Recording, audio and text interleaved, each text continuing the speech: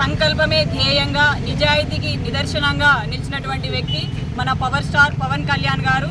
అది సినిమా రంగమైన, సేవా రంగమైన, ధర్మం పరంగానైనా, ఇటు రాజకీయ పరంగానైనా కూడా 2014లో తను ఒక పార్టీని స్థాపించి నిలదొక్కుని నిలకడగా ఎన్నో ఆట్లు పోట్లు ఎదుర్కొన్నప్పటికీ కూడా నిలదొక్కుని 2024 గత 10 సంవత్సరాల నుంచి కూడా ఎక్కడ ఓటమి వచ్చినప్పుడు కూడా కుంగిపోకుండా నిలబడి నిలదొక్కుని ఈరోజు ఆంధ్రప్రదేశ్ రాష్ట్రానికి ఉప ముఖ్యమంత్రిగా నిల్చొని అక్కడ రాష్ట్రంలో అధికారంలో రావడానికి, చంద్రబాబు నాయుడు అధికారంలోకి రావడానికి కీలక పాత్ర పోషించినటువంటి వ్యక్తి మన పవర్ స్టార్ పవన్ కళ్యాణ్ గారు.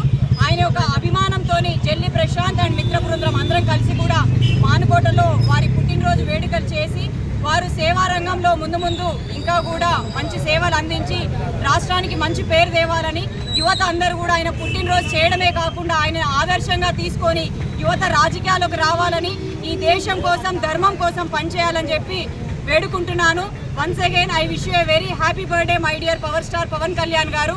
We all wish you a very good luck in the future from our Manukota town and Manukota district. Jai Hind, Jai Bharat.